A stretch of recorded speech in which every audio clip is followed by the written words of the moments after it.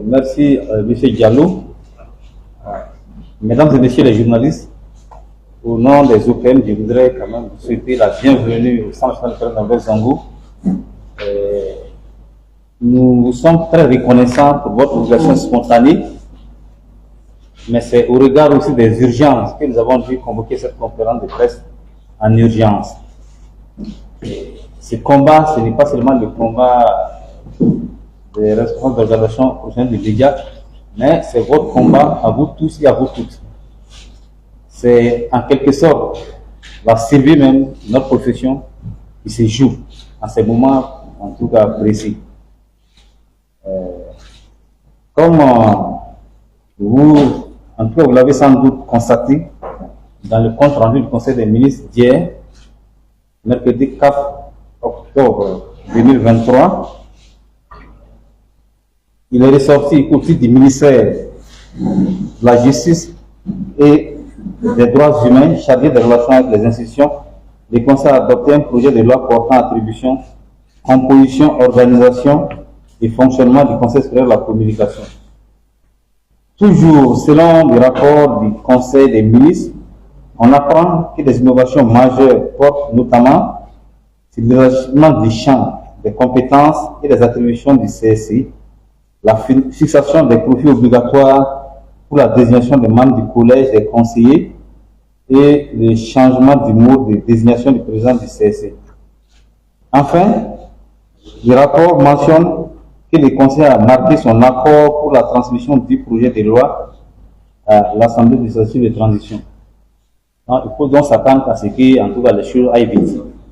Voilà pourquoi nous aussi, nous avons décidé d'aller vite avec cette conférence de presse. Mesdames et messieurs les journalistes, faut-il encore le rappeler, l'adoption de ces projets de loi intervient dans un contexte politique où le gouvernement s'est illustré depuis plusieurs mois par une intrusion jamais égalée dans les champs de la régulation des médias. En effet, le gouvernement de la transition a suspendu les médias étrangers, RFI, France 24, et LCI, une radio nationale, notamment la radio Omega. Et la dernière victime a été le journal Jeune Afrique, à qui le gouvernement a reproché d'avoir relayé des informations sur des mouvements d'humeur dans les casernes.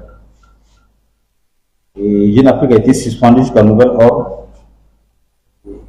Malheureusement, 48 heures seulement après, le même gouvernement est sorti nous faire cas d'une tentative de coup d'État. Le gouvernement a communiqué. Je pense que c'est au niveau du parquet militaire, il y a eu aussi un communiqué. Voilà.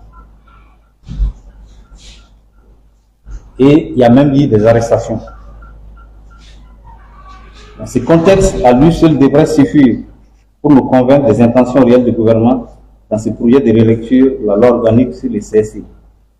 Mais les OPM étaient loin d'imaginer que le gouvernement nous ramènerait dans un recul aussi profond dans le régime répressif du temps des partis États. En effet, le projet de loi en cours est une négation totale du régime de la liberté de la presse. Conformément à ce que le gouvernement nous donne à voir en ce moment, sa volonté affichée est de se substituer au régulateur ou de placer le CSC sous son autorité. La preuve évidente, c'est l'annonce du changement du mode de désignation du président du CSC. La loi organique numéro 15 2013 /AN du 14 février 2013 prévoit son article 28 que le président du CSC est élu par ses pairs et nommé par décret du président du PASSO. Le président est secondé par un vice-président élu par ses pairs. Il assure l'intérim en cas d'empêchement momentané du président. C'est-à-dire donc que depuis une décennie déjà, le président du CSC était élu par ses pairs conseillers.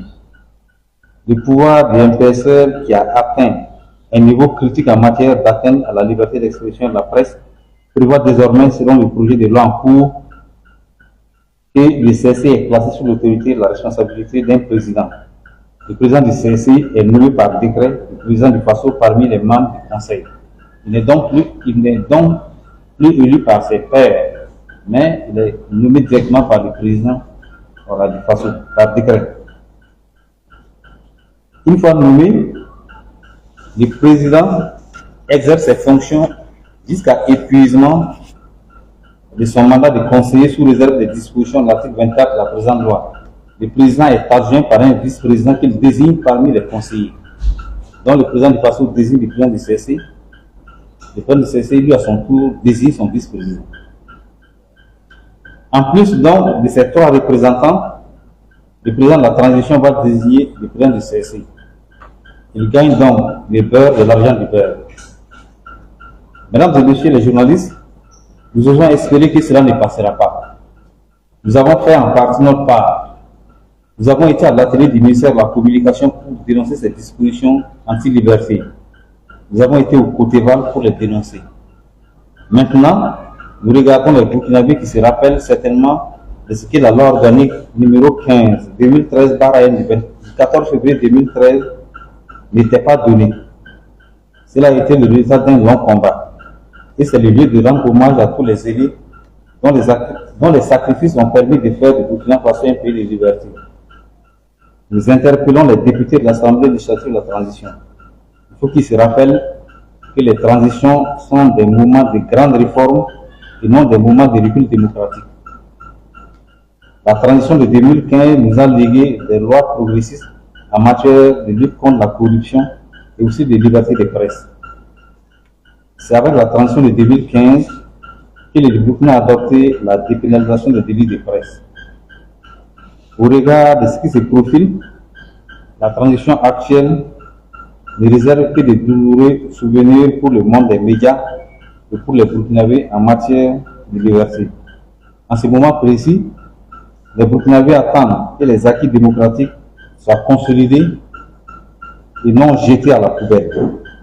C'est pourquoi nous lançons un appel aux plus hautes autorités de la transition, notamment le Premier ministre, l'avocat Maître Kérem de Tambila, le président de l'Assemblée législative de la transition, le docteur Ousmane Bougma, et surtout au président de la transition, le capitaine Ibrahim Traoré. En tout état de cause, les organisations professionnelles des médias continueront à se mobiliser et à se battre pour la préservation des acquis démocratiques et particulièrement pour la défense de la liberté d'expression et de la presse. Je vous remercie.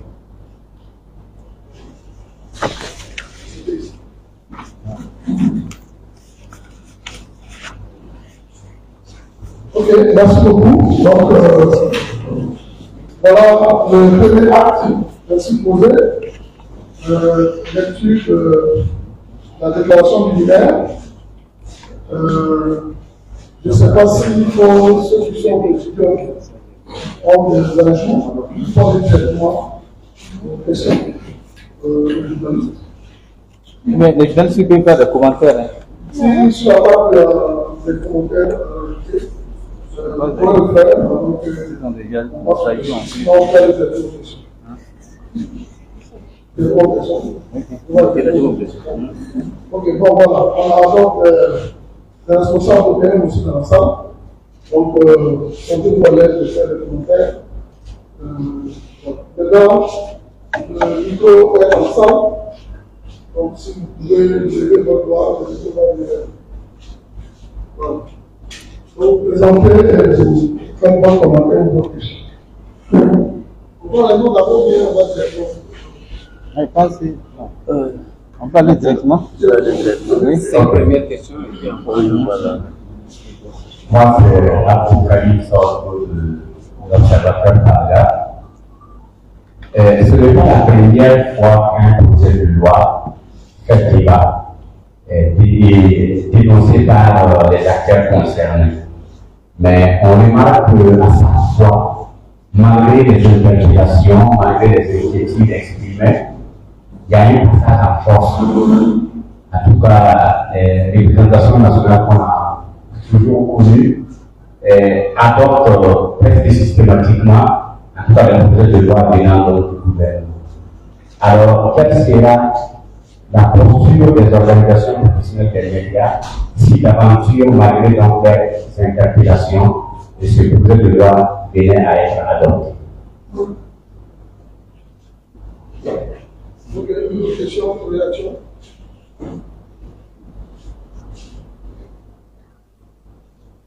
De ce côté?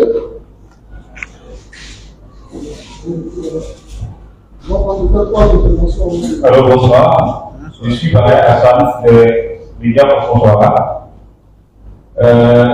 Pour revenir un peu à ce que mon prédécesseur a dit, on a eu affaire à des cas de situation comme ça, à plusieurs reprises. Est-ce que les Européens ont des moyens de coercition pour amener le gouvernement donc, à suivre ce que nous tous nous souhaitons en tant que grande détresse? Ensuite, on sait qu'au Tchad, par exemple, il y a eu des situations comme ça où les journalistes ont décidé d'une manière unanime de ne plus couvrir les activités de la présidence. Est-ce qu'on a des moyens comme ça? Voilà pour pouvoir nous imposer par rapport à tout ce qui est pris comme décision à l'encontre de la presse. Merci. Ok, toujours dans cet enjeu, une réaction, une question. C'est Amadou Gravo de la TV Radio. Moi, je veux savoir jusqu'à quel niveau se situe la dangerosité de ce projet de loi qui va être transmis à l'Assemblée législative de transition. Ok, donc on a trois interventions. Est-ce qu'on prend deux autres pour atteindre 5 avant de venir à la table? S'il y en a, s'il y a des lois, il n'y a pas de parole. Vous voulez une dame de juste. Bon, si la dame réagit, il faut que le secteur se prépare. Donc, faites la 5, on va pas rester à 4. Merci bien. Je voudrais rejoindre les autres intervenants. Excusez-moi, je me présente d'abord Alice Sandiasso de la division Bulletin Info. Je sais que vous avez évoqué le fait que, au cours des travaux de commission, vous avez clairement dénoncé ces dispositions, mais on voit que le projet de loi est passé. Donc, on peut déjà estimer qu'au niveau de l'ANT, cela pourrait passer comme une lettre à la poste. Est-ce qu'il y aurait d'autres actions à mener, des actions d'envergure pour que cela ne soit pas le cas? Et deuxièmement, quelle a été la position du ministre de la Communication, qui est lui-même de la profession, face à l'adoption de tel projet de loi? Au moment où il était au cours des travaux en commission, est-ce qu'il a eu à se prononcer? On aimerait savoir qu'est-ce qu'il a dit. Il semble que vous allez prendre la route du ministère de la Communication pour me poser la question. Cinquième loi, parce que je vous donne un cinquième point. Non, on va forcer. Après nos travaux, directeur de publication de la communauté Est. Alors, pour réussir à arrêter un tel projet, je suis sûr que nous aurons besoin de faire une coalition derrière les professionnels des médias pour que ce ne soit pas seulement un problème du monde de la communication, mais que ce soit un problème qui intéresse la liberté en général, parce que la liberté de la presse font partie des libertés générales dans le pays. Quelles dispositions prochaines les médias envisagent pour pouvoir faire une grande coalition avec d'autres structures des organisations de la société civile, d'autres institutions pour aider quand même à arrêter ce projet de loi qui fait des reculs terribles dans le paysage médiatique. Voilà, merci. On a donc les 5 premières interventions. Donc, le micro va être dans la table pour les réactions et les réponses à ces questions. D'accord. Ok, merci bien. Bon, je tenais d'abord à remercier le ministre de la Communication qui nous a invités à un atelier d'abord chez lui. C'était pas évident. Si c'est qu'il nous revenait que bon, certains disaient dans les coulisses qu'ils n'étaient pas obligés d'associer les Européens. Mais bon, En tout cas, nous avons été invités à un atelier au ministère. Et les confrères étaient venus de Bobo du Lasso, de Tenkodougou, et certainement d'autres localités. Nous avons échangé, nous avons débattu sur ce projet de loi pendant de longues heures. Il me rappelle qu'on a commencé autour de 9 h, on a observé la pause à midi, pause café à midi, et c'est carrément à 18 h qu'il y a eu la pause déjeuner. Donc c'est pour vous dire combien en tout cas les débats étaient pour eux. On a débattu et les représentants du ministère se sont moins exprimés lors de cet atelier. Voilà. Et je pense que si le ministre a porté le projet, parce qu'il est d'accord avec le contenu. Voilà. Donc, comme l'a dit, je commence par la question de Vanessa. Comme je voulais remercier le ministre pour dire qu'effectivement, le ministre, vous aurez certainement l'occasion de lui poser la question pour qu'il donne son point de vue. Voilà. Donc, bon, il faut dire quand même qu'effectivement, on a habitué au passage en force. Et en février 2022, c'est la date d'habilitation. Il ne m'appelle plus exactement de la date.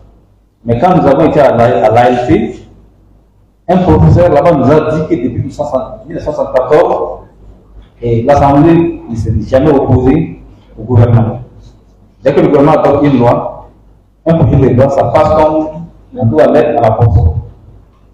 Donc, c'est pour vous dire qu'en fait, voilà, ici on avait des observations de les faire. Ici, donc, c'est sûr qu'en tout cas, ils allaient adopter la loi. Et c'est ce qui a été fait. Je crois bien. Donc, c'est pour dire qu'en tout cas, nous sommes conscients que voilà, c'est un combat difficile, mais nous sommes déterminés aussi à nous battre. Et pour le moment, en tout cas, nous allons nous concentrer sur les parlementaires en espérant que cette fois-ci, en tout cas, ils vont aller à l'encontre de ce que le gouvernement fait. Parce qu'ils auraient eux-mêmes constaté que c'est un grave recul par rapport aux acquis démocratiques. Arraché de haute lutte, en tout cas par le peuple burkinabé depuis plusieurs décennies maintenant.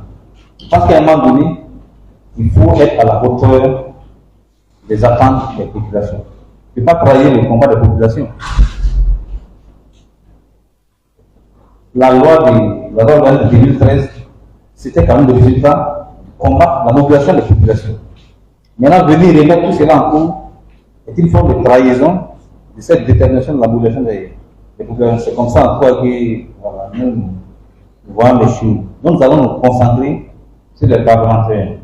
Et on a dit quand même un effet en 2013, non, disons en 2019, par rapport à la loi 044. À l'époque, nous avons envoyé une lettre au président de l'Assemblée nationale.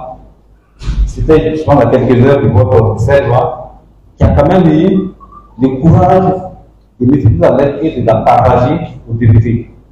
Quand nous sommes arrivés le jour du vote plutôt, il y a une partie des députés de l'opposition qui ont clairement dit qu'ils allaient s'opposer à cette loi. Donc c'était le résultat de notre mobilisation. Et nous comptons sur vous tous, chacun de vous tous, pour nous mobiliser, pour contrer cette loi. Donc, je suis passé autour de la table, je vais voilà, passer le micro.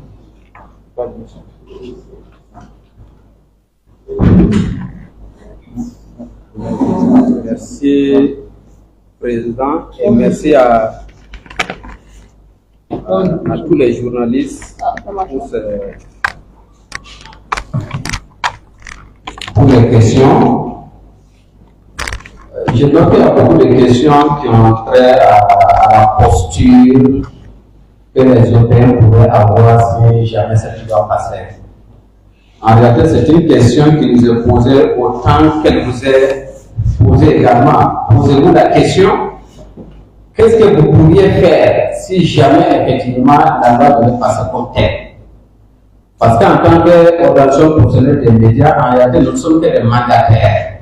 Nous ne sommes que des porte-parole. C'est pour ça que nous sommes réunis, nous sommes concertés avant de finir cette conférence de presse. Nous avons d'autres actions en vue, mais que certainement on ne peut pas tout présenter ici.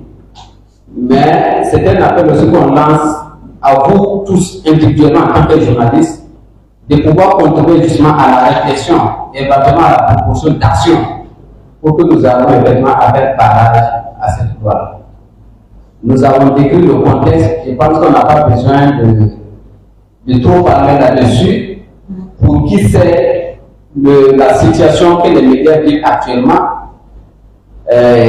c'est un constat de fait que c'est le gouvernement qui fait la régulation des médias au Burkina. Donc si dans ce contexte-là, le gouvernement vient une fois de plus dire que c'est lui-même qui va décider de qui est président du CEC, ça veut tout dire. Voilà, ça veut dire qu'on aura un CEC qui va faire exactement ce que le gouvernement est en train de faire actuellement. Est-ce que directement on est dans la régulation des médias? Donc, que la loi passe ou pas, nous allons continuer à dénoncer cette loi. Et nous pensons que c'est déjà quelque chose, cette conférence de presse. Les lois passent, mais il arrive aussi qu'on obtient quand même gain de cause. Il faut se rappeler que les lois de 2015 sur la presse, lorsqu'elles avaient été adoptées préviement, nous étions opposés au canton qui avait été fixé, les amendes pécuniaires, qui s'élevaient jusqu'à hauteur de 15 millions. Le syndicat à l'époque les avait adoptés comme tels.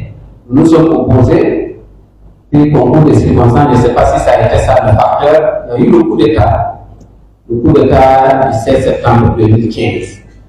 Et c'est après le coup d'État, quand la transition a été rétablie, que le président de la transition, Michel Kafando à l'époque, qui devait donc promulguer la loi, a décidé de ne pas la promulguer. Et il a renvoyé la loi au CNT. Et le CNT s'est réuni une bonne fois pour adopter cette loi-là en révisant donc les cantons des amendes. Donc, cette loi qui vient de faire un parcours, on vous a décrit le parcours, et je voudrais directement revenir là-dessus, d'autant plus que j'ai personnellement participé à ces travaux-là. L'atelier qui a eu lieu au ministère, nous avons été conviés et j'y étais. Il y avait plus d'une dizaine d'organisations professionnelles des médias. Cette question à voir comme en province, d'autres qu'on ne connaissait même pas. On s'est retrouvés là-bas. La veille, nous avons eu une réunion ici. Les positions qu'on avait et qu'on était partis pour défendre, on s'est rendu compte que nous-mêmes, on pouvait ne pas prendre la parole là-bas. De façon unanime, je le répète, et je crois qu'il doit y avoir un compte rendu, ou du moins un rapport de cet atelier-là qui existe. De façon unanime, tous ceux qui étaient dans la salle ont remis en cause ces dispositions que nous trouvons non pertinentes. Il faut qu'on rappelle certaines de ces dispositions. Il n'y a pas que le fait que le président veut nommer le président du CIC. C'est dans cette loi, il est dit que pour être membre de collège, c'est entre 35 ans et 55 ans. Nous avons estimé que ce n'était pas pertinent. Surtout le plafonnage. Voilà. On s'est demandé qu'est-ce qu'on dit. Est-ce qu'on est en train de tailler peut-être un profil pour quelqu'un? Je n'ai pas déjà appris que la question de l'âge est posée problème au CEC. Et bien au contraire, on préfère nous qu'on envoie des gens peut-être d'un certain âge là-bas. Mais quand on vient fixer que 35 ans, on trouve que c'est trop bas quoi. Et puis le plafond se doit à 55 ans. Le débat a été posé à l'atelier du ministère. Unanimement, des gens ont donné en cause cette disposition. Et quand nous sommes allés au Côte-d'Ivoire, ce sont les membres de Côte-d'Ivoire même qui ont dit que cette disposition n'est pas pertinente et qu'il fallait la lever. Il n'y a pas que ça. J'ai vu depuis hier nos confrères des réseaux sociaux aussi, j'ai pu les appeler, ils sont en train d'ironiser sur le fait qu'ils deviennent désormais des journalistes et qu'il faudra peut-être leur apporter la subvention et puis peut-être la carte de presse des réseaux sociaux. Mais c'est une réalité. Il faut rappeler que nous avons travaillé sur les lois concernant la presse. Parce qu'on veut maintenant fusionner presse écrite, presse en ligne et presse audiovisuelle pour en faire une loi unique. Nous avons eu ces ateliers-là à Tempo. À l'occasion, le ministère avait voulu qu'on intègre les réseaux sociaux dans les lois sur la presse. Donc, de façon, cette fois-ci, je ne peux pas dire unanime, mais majoritaire, cela a été rejeté. Or, le ministère était arrivé là-bas avec cette ferme intention. Donc, ce n'est pas passé dans les lois sur la presse. En tout cas, puisque les lois ne sont pas encore adoptées, elles sont toujours en projet. peut-être qu'ils vont les mettre plus tard.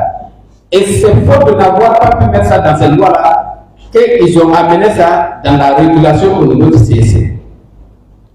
Et le projet qui nous avait été présenté fixait ça à 10 000 abonnés. Et nous avons dit directement, si vous voulez réduire à partir de 10 000 abonnés, mais vous avez du travail. Le CC ne fera peut-être que ça. Et puis, ce n'est pas pertinent. Quelqu'un peut avoir 3 000 abonnés et être très nocif. Même avec 1 000 abonnés, on peut détruire un pays. Donc, on ne comprend pas à quoi ça répond. Et véritablement, ce n'est pas nous-mêmes qui défendions ça. Il y avait tellement de gens là-bas qui défendaient cette position. À notre grande surprise, le projet de loi qui a été adopté hier, ce n'est même plus 10 000, on est venu à 5 000 abonnés. Et on dit que pour être membre du collège du CSC, une autre disposition, il ne faut pas avoir été responsable des médias les 12 mois précédents. Les 12 mois précédents. Si vous avez l'ambition éventuellement d'être conseiller au CSC, il faut que vous démissionnez à partir de cette date. Aujourd'hui, c'est quand même le 5 octobre, voilà, pour attendre peut-être le 5 octobre 2024, avant de pouvoir prétendre être membre du collège. Or, avant, selon l'ancienne disposition, ça n'a pas d'importance. Dès qu'on vous nomme, vous devez démissionner, vous devez prendre le directeur de publication. Mais un organe de régulation où on ne veut pas que des directeurs de publication, des responsables des médias y soient. Mais c'est qui finalement on veut envoyer dedans? À partir du moment où vous êtes élu conseiller, vous démissionnez de votre poste de directeur de publication. Ce n'est pas plus compliqué que ça. Mais on dit non, si la personne pendant les 12 mois précédents a été responsable des médias, il ne peut pas être membre du collège des conseils. Donc il y a tellement de dispositions dedans comme ça qui sont remises encore de notre point de vue. De façon unanime, je le répète encore, cela a été rejeté. Malheureusement, nous nous sommes retrouvés au Côte d'Ivoire. À notre grande surprise, la loi est venue là-bas complète. Il n'y avait pas une virgule de plus, une virgule de moins. Nous avons demandé au ministère de nous expliquer qu'est-ce qu'il y a. Il dit non, que nous on devait envoyer un mémorandum. On dit non, il n'y a pas de mémorandum envoyé. Puisqu'on est venu et on a fait des propositions de modification de la loi, cela n'a pas été fait encore. Nous sommes allés au Côte d'Ivoire et nous avons encore défendu la même chose. On avait encore des experts là-bas. Je me souviens que Dr Tramé, c'est nous. Il était et dépendait pratiquement des mêmes positions que nous jusqu'à ce qu'il quitte. Les membres de Côte d'Ivoire, pour ne pas le citer, le secrétaire général adjoint, l'adjoint du secrétaire général du gouvernement, on a défendu les mêmes positions. Mais hier, quand j'entends ce qui est adopté là, c'est exactement le projet tel que nous l'avons présenté, ce qui est fort regrettable. Jusqu'à quel niveau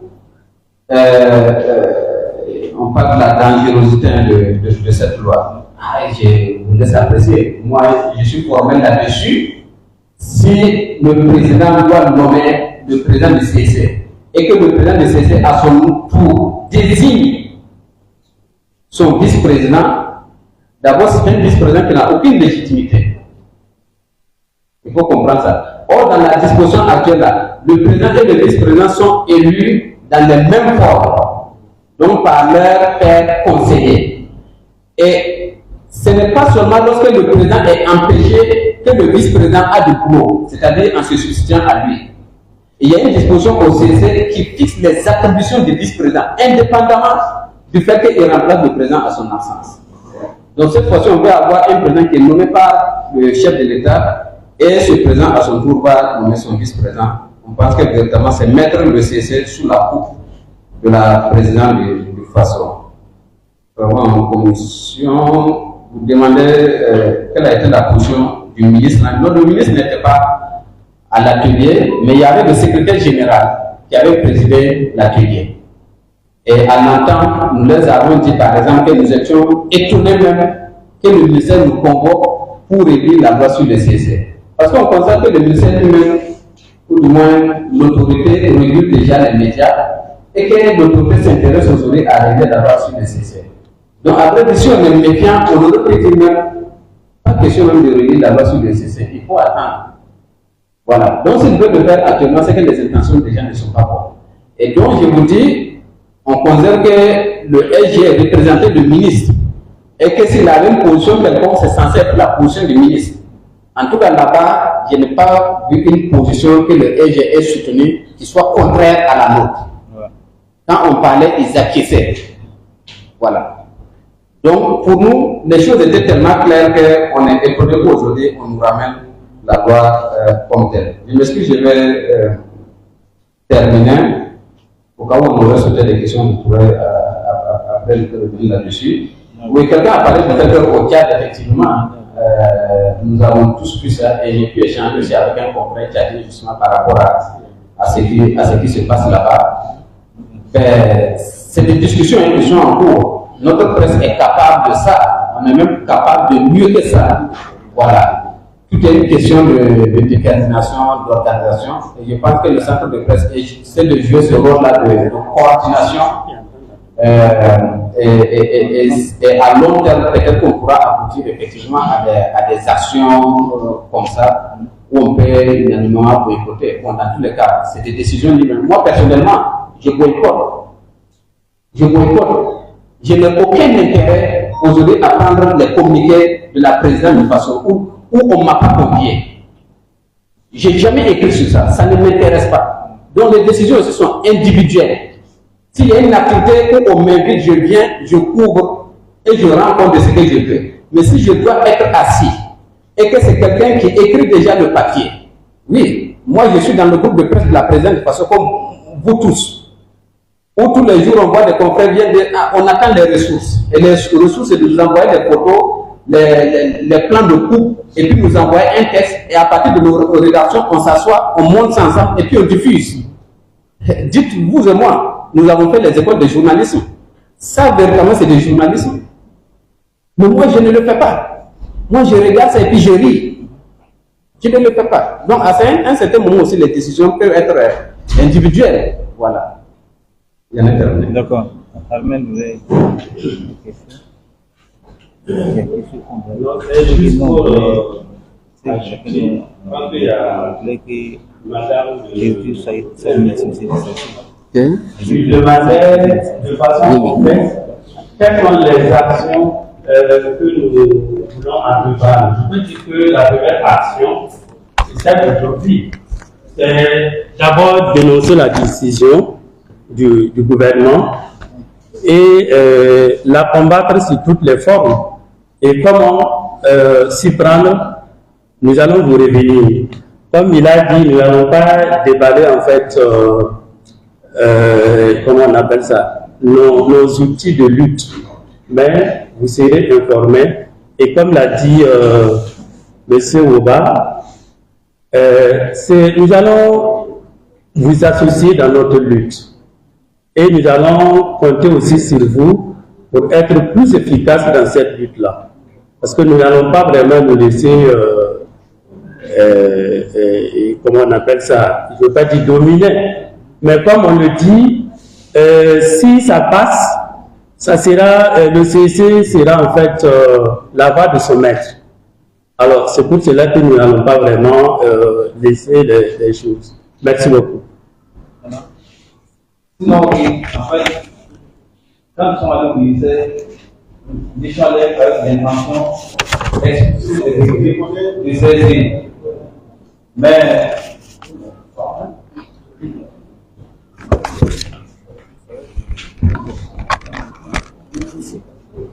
voilà, donc on avait l'intention quand même d'expulser, sinon de réduire la présence de l'unité au sein du CNC. Donc on a demandé clairement 5 places de conseillers pour les journalistes. Donc ce qui devait amener à réduire le nombre de conseillers affectés à la présence de la. Et on s'attendait quand même à ce qu'il y ait des discussions pertinentes comme ça soient prises en compte. Il y a même des organisations qui ont demandé quand même que les CC mettent dans ces attributions l'éducation aux médias. Même là, ils n'en ont pas tenu compte. Donc, vous voyez jusqu'où ils sont fermés aux préoccupations des professionnels des médias. Donc, sur la dangerosité du projet de loi, je pense que vous avez répondu. Mais je voudrais ajouter quand même que c'est une façon de légaliser même l'élection de l'autorité dans les décisions du CSC.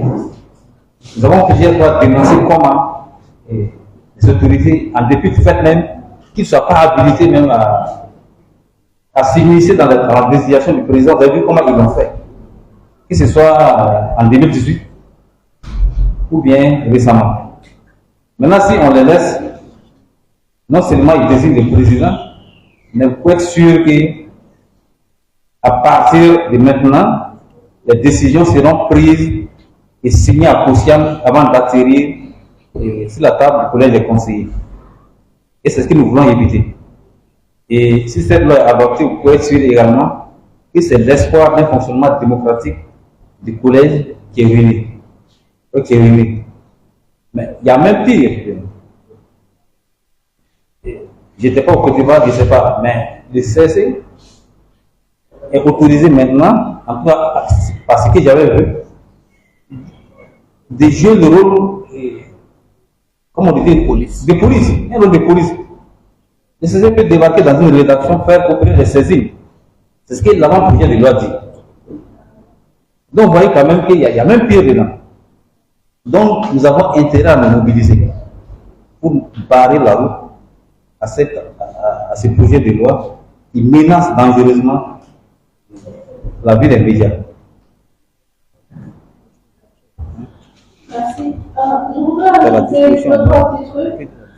Il faut que nous nous soutenons pour que c'est notre métier qui est en péril. Ce n'est pas les OPR seulement, nous tous journalistes ici, c'est la jeune génération que vous êtes qui risque de grossir ce coup-là. Le métier est véritablement en danger. Il faut qu'on se mobilise, il faut qu'on ait un bon serré. En plus de ça, avec ce qu'on vient de voir, finalement, comme Président l'a dit tout à l'heure, c'est un peu ce que le maître a dit. Finalement, à quoi va servir le CSC de la régulation véritablement si ce n'est que des sanctions encore de journée. Donc vraiment, il faut qu'on ait un bon serré, qu'on se mobilise et qu'on mette des actions assez fortes. On vous débattera certainement s'il y a des actions à faire et en tout cas, il faut qu'on ait un bon serré. Merci. Non, on ne sait pas s'il y a des... Bon, il y a d'autres. Ok, merci. On va dire de l'ensemble. Et on a quand même des parcours de presse, d'autres PM aussi. Et je voudrais à présent donner la parole pour les commentaires et les réactions avant les plans de pression. On a Serge Blanc.